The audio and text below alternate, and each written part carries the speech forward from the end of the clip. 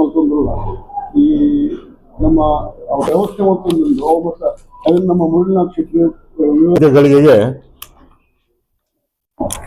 ಬಹಳ ಸಂಭ್ರಮದಿಂದ ಕಾಯ್ತಾ ಇದೆ. ಮಹಾಲಿಂಗೇಶ್ವರ ಮಹಾಗಣಪತಿ ದೇವಸ್ಥಾನದ ಜೀರ್ಣೋದ್ಧಾರ ಮುಗಿದು ಬ್ರಹ್ಮಕಲಶದ ನಿಟ್ಟಿನಲ್ಲಿ ನಾವೆಲ್ಲ ಇಲ್ಲಿ ಸೇರಿದ್ದೀವಿ.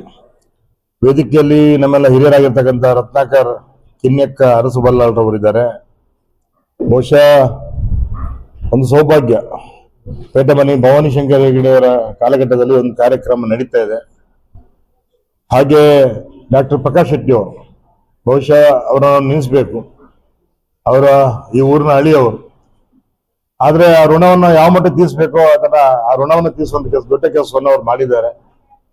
ಹಾಗೆ ವೇದಿಕೆಯಲ್ಲಿ ನಮ್ಮ ಬಂಧುಗಳು, ನಮ್ಮ ಹಿರಿಯರಾಗಿರ್ತಕ್ಕಂಥ ರವಿಯಣ್ಣ ಇದ್ದಾರೆ, ಮತ್ತೊಬ್ಬ ಬಂಧು ಮುರಳಿಯಣ್ಣ ಇದ್ದಾರೆ. ಹಾಗೆ ನನ್ನ ನೆಚ್ಚಿನ ರಾಜಗೋಪಾಲ್ ಉಪಾಧ್ಯಾಯ ಅವರು ಅಧಿಕಾರಿ ಮಾತ್ರ ಅಲ್ಲ, ಎಲ್ಲ ಪರಿಣಿತರು ಕೂಡ ಪೂಜೆ ಪುರಸ್ಕಾರಗಳಲ್ಲಿ. ಹಾಗೆ ಈ ವೇದಿಕೆ ಮುಂದೆ ಸುಕುಮಾರಣ್ಣ, ಇಬ್ಬರು ನವೀನಣ್ಣ, ಹಾಗೆ ನಮ್ಮ ಶ್ರೀನಾಥ್ ಅಣ್ಣ, ಹಾಗೆ ಪತ್ರಿಕಾ ಮತ್ತು ದೃಶ್ಯ ಮಾಧ್ಯಮದ ಮಿತ್ರರೇ. ಬಹುಶಃ ನಾನಾಗಲೇ ಹೇಳಿದ ಹಾಗೆ ಒಂದು ಒಳ್ಳೆ ಕಾರ್ಯಕ್ರಮ ನಡೀಬೇಕು. ಒಂದು ಇತಿಹಾಸದ ಪುಟಗಳಲ್ಲಿ ಅದು ನೆನಪಿಡುವಂತ, ಸದಾಕಾಲ ನೆನಪಿಡುವಂತ ಕಾರ್ಯಕ್ರಮ ಆಗ್ಬೇಕು ಅನ್ನೋ ನಿಟ್ಟಿನಲ್ಲಿ ಈ ಊರಿನ ತುಂಬಾ ಭಕ್ತರು, ಹೊರ ಊರಿನ ಭಕ್ತರು, ಈ ಊರಿಗೆ ಸೇರಿದಂತವರು ಕೂಡ ತುಂಬಾ ಆಸ್ಥೆಯಿಂದ, ಶ್ರಮ ಮತ್ತು ಶ್ರದ್ಧೆ ಅದು ಸೇರಿದಾಗ ಅಲ್ಲಿ ಯಶಸ್ಸು ಸಿಗಲಿ ಸಾಧ್ಯ ಆಗ್ತಂತೆ. ಹಾಗಾಗಿ ಒಂದು ಒಳ್ಳೆಯ ಕಾರ್ಯಕ್ರಮ ನಡೆಯಲಿಕ್ಕೆ 23ರಿಂದ ಹಿಡಿದು 4ನೇ ತಾರೀಕಿನವರೆಗೆ ನಿರಂತರವಾಗಿ, ಅದರಲ್ಲಿ 4 ಪ್ರಕಾಶನ ಹೇಳ್ತಿದ್ರು, 4 ಸಭಾ ಕಾರ್ಯಕ್ರಮ ಇದೆ ಅಂತೇಳಿ. ಅಂದ್ರೆ ಊರಿನ 6 ಸಭಾ ಕಾರ್ಯಕ್ರಮ ಇದೆ.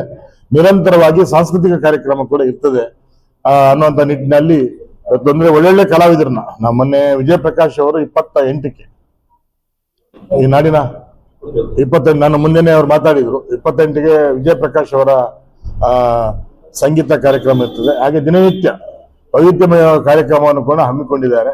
ಅಂದ್ರೆ ಮುಖ್ಯವಾಗಿ ಬ್ರಹ್ಮಕಲಶ ಅಂತ ಹೇಳಿದ್ರೆ ಒಂದು ಪೂಜೆ ಪುರಸ್ಕಾರ. ಈಗ ಬ್ರಾಹ್ಮಣ ನಮ್ಮ ಅರ್ಚಕ ಅವರೊಂದು ಬಹಳ ಶ್ರಮ ಮತ್ತು ಶ್ರದ್ಧೆಯಿಂದ ಬ್ರಾಹ್ಮಣವು ಬ್ರಹ್ಮಸ್ವರೂಪ ಅಂತ ಹೇಳಿ ಬ್ರಹ್ಮ ಜ್ಞಾನಿತಿ ಬ್ರಾಹ್ಮಣ ಏನೋ ಮಾತನ್ನು ಹೇಳ್ತಾರೆ. ಆ ನಿಟ್ಟಿನಲ್ಲಿ ಬ್ರಾಹ್ಮಣರು ಕೂಡ ಅವರವರ ಕೆಲಸವನ್ನು ಮಾಡ್ತಾ ಇದ್ದಾರೆ. ಮತ್ತೊಂದು ಕಡೆ ಬಂದವರಿಗೆ ಊಟ ಉಪಚಾರದ ವ್ಯವಸ್ಥೆಯನ್ನು ಕೂಡ ಬಹಳ ಸೊಗಸಾಗಿ ಇಲ್ಲಿನ ಎಲ್ಲ ಆಡಳಿತ ಮಂಡಳಿಯವರು ಹೆಗಲನ್ನು ಕೊಟ್ಟಿದ್ದಾರೆ. ಮತ್ತೆ ಸಾಯಂಕಾಲ ಸಾಂಸ್ಕೃತಿಕ ಕಾರ್ಯಕ್ರಮ. ಇದು 3, ಒಂದು ಕಡೆ ಪೂಜೆ, ಮತ್ತೊಂದು ಕಡೆ ಒಳ್ಳೆಯ ಅನ್ನಪ್ರಸಾದ, ಮತ್ತೊಂದು ಕಡೆ ಈ ಸಾಂಸ್ಕೃತಿಕ ಕಾರ್ಯಕ್ರಮ, ಹಾಗೆ ಸಭಾ ಕಾರ್ಯಕ್ರಮ. ಇದೆಲ್ಲ ಮೇಳೈಸಿದಾಗ ಒಂದು ಕಾರ್ಯಕ್ರಮ ಯಶಸ್ಸು ಸಿಗ್ತದೆ ಅನ್ನುವಂಥ ನಿಟ್ಟಿನಲ್ಲಿ ನಾವೆಲ್ಲ ಬೇರೆ ಬೇರೆ ಕಡೆಯಲ್ಲಿ ಕೆಲಸವನ್ನು ಮಾಡಿದ್ವಿ. ನನ್ನ ಸೌಭಾಗ್ಯ, ನಾನು ಶಾಸಕನಾದ ಪೂರ್ವದಲ್ಲಿ ಒಂದು ನಮ್ಮ ಮಹಾಲಕ್ಷ್ಮಿ ದೇವಸ್ಥಾನ ಆಯಿತು, ಮಾರಿಗುಡಿ ಆಯಿತು. 3ನೇದು ಬಹಳ ದೊಡ್ಡ ದೇವಸ್ಥಾನ ಈ ಕೊಡಿಬಿದ್ರಿಯ ಮಹಾಲಿಂಗೇಶ್ವರ ಮಹಾಗಣಪತಿ ದೇವಸ್ಥಾನ. ಅದು ರೆಕಾರ್ಡ್ ಬ್ರೇಕ್ ಟೈಮಲ್ಲಿ ಕೇವಲ 9 ತಿಂಗಳಲ್ಲಿ ಈ ಕೆಲಸ ಆಗಿದೆ ಅಂತ ಹೇಳಿದ್ರೆ ನಮ್ಮ ಡಾಕ್ಟರ್ ಪ್ರಕಾಶ್ ಶೆಟ್ಟಿ ಅವರು ಮತ್ತೆ ವೇದಿಕೆ ಮೇಲೆ ಕೂತಂತ ಎಲ್ಲ ಇಲ್ಲಿಯ ಬಂಧುಗಳು. ಬಹುಶಃ ನಿನ್ನೆ ಸುಕುಮಾರಣ್ಣ ಹೇಳ್ತಿದ್ರು ನಿದ್ದೆ ಬರ್ತಾ ಇಲ್ಲ ಅಂತ ಹೇಳಿ. ಸದ್ಯ ನಿಜ, ಸ್ವಲ್ಪ ಖಂಡಿತ ಜವಾಬ್ದಾರಿ ಹೆಗಲೇರಿಸಿಕೊಂಡಾಗ ಸ್ವಲ್ಪ ಟೆನ್ಷನ್ ಇರ್ತದೆ, ನಮ್ಗೆಲ್ಲ ಅನುಭವ ಇದೆ.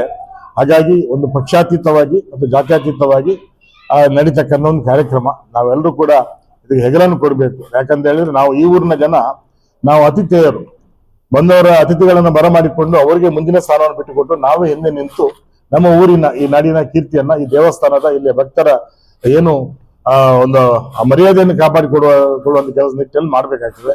ಇದಕ್ಕೆ ನೀವು ಎಲ್ಲ ಕಡೆ ಕಾಪು ತಾಲೂಕಿನ ಪತ್ರಕರ್ತರು ನಮಗೆ ಬಹಳ ಹೆಮ್ಮೆ. ಯಾಕಂತ ಹೇಳಿದ್ರೆ ಕೇವಲ ಹೊಗಳಿಕೆ ಮಾತನ್ನು ಮಾತ್ರ ಅಲ್ಲ, ನಾವೆಲ್ಲಾದ್ರೂ ದಾರಿ ತಪ್ಪಿದಾಗ, ಎಲ್ಲಾದ್ರೂ ವ್ಯವಸ್ಥೆ ದಾರಿ ತಪ್ಪಿದಾಗ, ಅದು ಯಾರೇ ಇರಲಿ ಅವ್ರನ್ನ ಎಚ್ಚರಿಸುವಂತ ಕೆಲಸವನ್ನು ಕೂಡ, ಅದು ಹೀಗೆಲ್ಲ ಹೀಗೆ ಹೋಗಿ ಅಂತ ಮಾಡುವಂತ ಕೆಲಸ ಕೂಡ ನಿರಂತರ ಮಾಡ್ಕೊಂಡು ಬಂದಿದ್ದಾರೆ. ಹಾಗೆ ಇದಕ್ಕೆ ಕೂಡ ತಾವು ಹೆಚ್ಚಿನ ಪ್ರಚಾರವನ್ನು ಕೊಡಬೇಕು.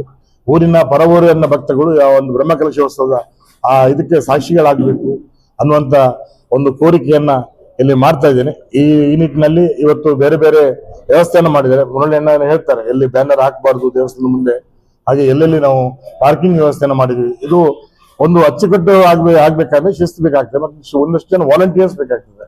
ಅಂದ್ರೆ ನಾವು ಮೊನ್ನೆ ಕಡಲ ಬರ್ಬ ಮಾಡಿದಾಗ ಸುಮಾರು ಒಂದು 2 ಲಕ್ಷ ಚಿಲ್ಲರೆ ಜನ ಬಂದಿದ್ರು.